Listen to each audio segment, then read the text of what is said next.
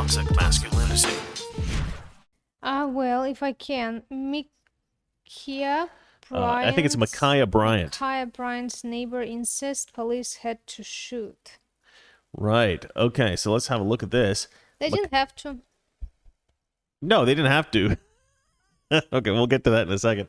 Right, so Micaiah Bryant's neighbor says officer had no option but to shoot. A neighbor of the Ohio teenager fatally shot by police reportedly said that video from his security camera made him believe the officer had no other option but to shoot. Now, Valeria and I have discussed this, and Valeria is now of the mind of like, why are police even policing black neighborhoods anymore? They clearly don't want any police officers. Or send only black policemen. Yeah. But here's the thing about that. Like, the problem with this idea is that there are innocent black people in those neighborhoods. True. Good people who are victims of the bad people. True. You don't police a neighborhood to because you want to put people in prison. That's not why you police a neighborhood. You police a neighborhood to protect the people who are attacked by the people that you're putting in prison. But I'm waiting for you to respond. no, I'm waiting for you to continue. I took a drink. Well, That was like a hint. Like, why don't you respond? So, does that change your mind? no. Changes. I mean, like, okay. Not every black person is marching in Black Lives Matter protests. Not every black person is saying No. defund the police. No. Not every You can't abandon all black people because some percentage of them are walking around going, defund the police, Black Lives Matter. Nobody's abandoning them. Just don't let the white cops go in the black neighborhoods. You mean you? Okay, so so you're modifying it a little bit. Not don't let cops go in. Yeah. Don't let white cops go in. Yes. What? They don't leave us a choice. They tried this in South Africa.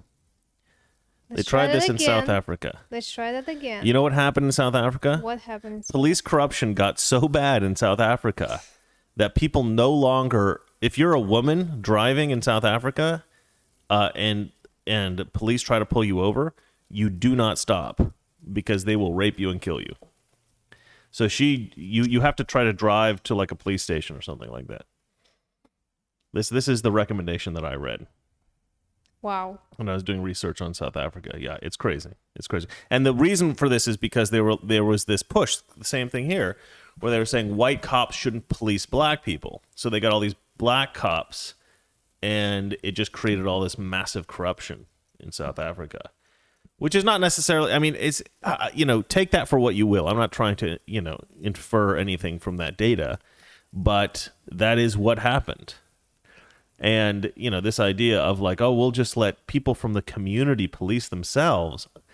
That's a good idea if, you want fewer arrests and stuff like that. Mm-hmm. But if you want to stop the corruption going on in the neighborhood, it might not be the best idea because you have all these people who are friendly with the people in the neighborhood. Yeah.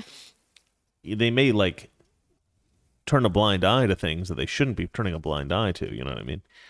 So I don't know if the community policing thing is always such a great idea.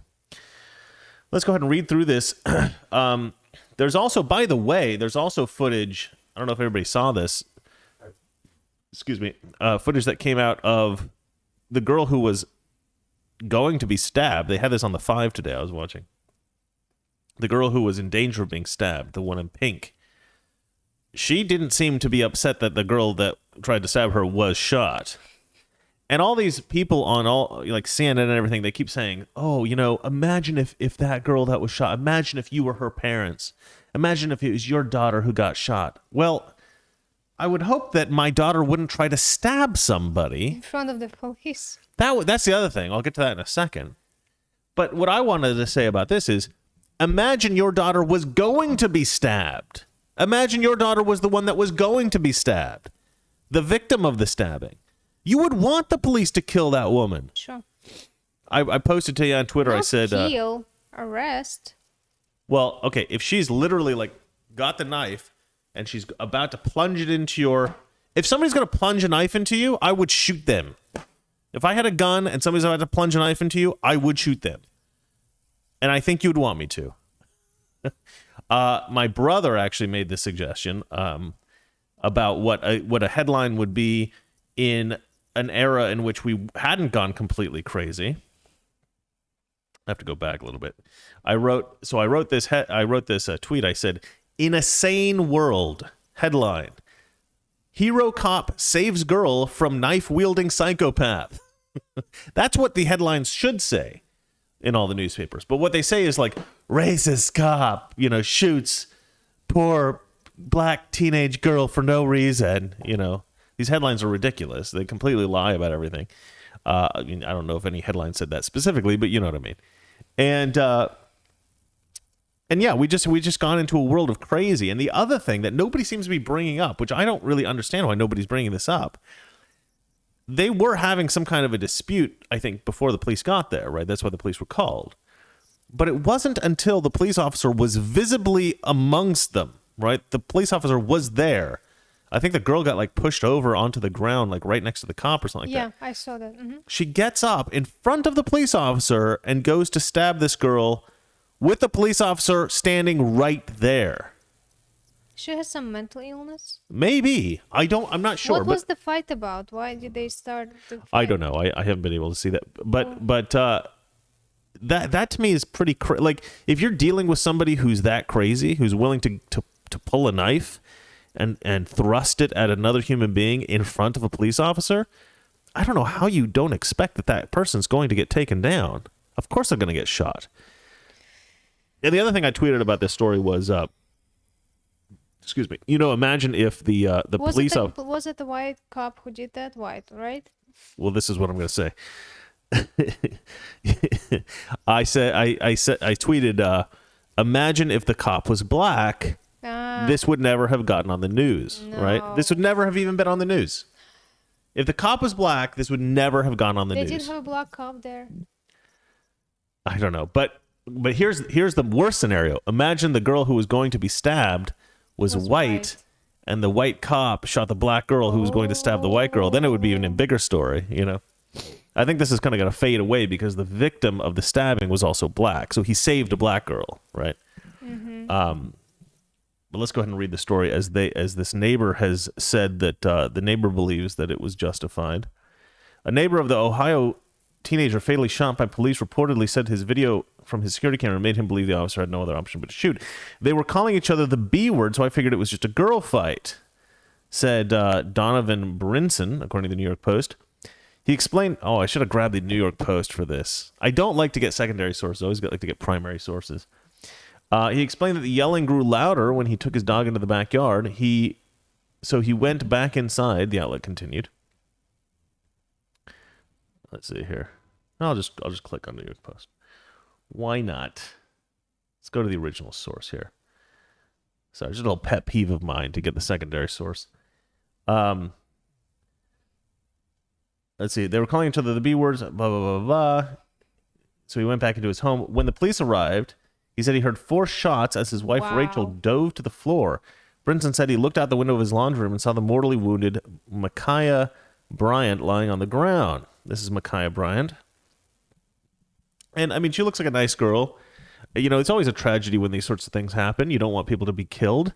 But, look at this. She was going to stab this woman to death. I'm sorry. You can't just let somebody stab somebody to death. And maybe she wasn't. Maybe she wasn't going to. But that's what it looks like to me. I don't know if I could... Was it a real knife, at least? Yeah, she was going to stab her. She was 15 years old, right? I think, something, 17, something like that. He quickly thought of his surveillance camera fixed to the garage, and he watched the shocking footage which captured the fight and the glint of a knife. It was violent, and it all just happened so fast, Brinson told the dispatch, citing a girl dressed in pink who was the second female involved in the altercation with Bryant. Let's see here. Brinson, who turned his video over to police, said he believed that the police had taken that had the police not taken immediate action, more people could have been killed.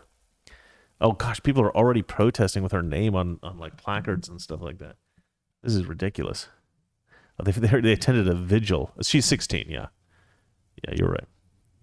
Brinson's 26-second video, shot from much further away than the footage released by the police, shows as many as 7 people either in front of Bryant Foster's home or emerging from inside as patrol cars roll up, followed by a police SUV. The Foster mom told the newspaper she was at work when the incident happened and declined further comment. Another neighbor, I had a knife pulled on me once. The guy actually came to my house, knocked on the door. I don't know why he wanted to stab me. He's crazy. So I just, I just slammed him against the wall a couple times and ran off. That really happened. It was weird. Yeah, I wasn't very well liked in high school. There were some people that really hated me. And this guy, I don't know, he wanted to be cool or something. So he was going to try to stab me to death. And it didn't happen. I'm all right. Let's see here. The Foster mom told the newspaper, okay, let's move down. I saw a bunch of cop cars coming down the street, he told the dispatch, according to blah, blah, blah, blah, CPR. Okay, well, we kind of know what happened. The officer has been placed on paid leave, and he's been identified in reports as Nicholas Reardon, a U.S. Air National Guardsman who received an expert marksmanship badge. Yeah, you do not want to stab somebody in front of him. He is not going to miss. Anyway, so darling, curious if you have any thoughts on this whole situation. Larry's in her house shoes. She's very, very comfortable right now. I don't know what to say. Yeah, it's an ugly situation. It's a messy situation. Every single time when black cop shoots... You mean a white cop? White cop shoots somebody black, there's always going to be this. Yeah, forever. It's always going to happen. It's like never going to stop. It's like it's because we give in to them every single time. I mean, I'm about to read another story where we're talking about a square in Minnesota that's been named George Floyd Square. There's a place in D.C. called Black Lives Matter Square or something like that. They're naming places after these organizations and these protests and this crap. This is not a civil rights movement. This is a domestic terrorist organization pressuring the United States into doing things and succeeding, and we're giving into it. And every time we give into it, you know what happens? They pressure us to do something else. They pressure us to do something more. And so you're 100% right. All they've learned through 2020 is that the more stores they burn down, the more people they kill, the more chaos they cause, the more restaurants, dining events they interrupt, the more often they do this stuff, the more stuff they're going to get in return. The more people are going to give in to them. Politicians are going to change legislation in favor of what they want. We've turned our society, we've allowed ourselves to be held hostage by Black Lives Matter and these other organizations, Antifa and stuff like that. Sure. And we've sort of given into it. We've all got, it seems like our country has Stockholm syndrome. We're like, oh, no, we love our captors. They're amazing. They're so great. It's terrible, man. It's terrible. All right. I guess that's good for that story. I don't really want to talk about it all that much more. We have another story that's related to it, so we're going to get into that at the end of the news segment. But let's go on to story number 3, shall we? Yeah. Rules for white people posted at George Floyd Square in Minneapolis. Right, so this is, of Rules course... for white people. This is what I was talking about, how they're naming places after George Floyd now, which is, let's name things after a murderer, psycho, not a murderer. He didn't murder anybody as far as I know, but he did. Criminal. Yeah, he's a criminal. He held like a gun up to some pregnant woman's stomach. I mean, he's clearly like a bad dude. But let's name places after criminals now because they're black and they got shot by police. It's ridiculous. Toxic Masculinity. Weekdays, 9 p.m. Eastern, 6 p.m. Pacific.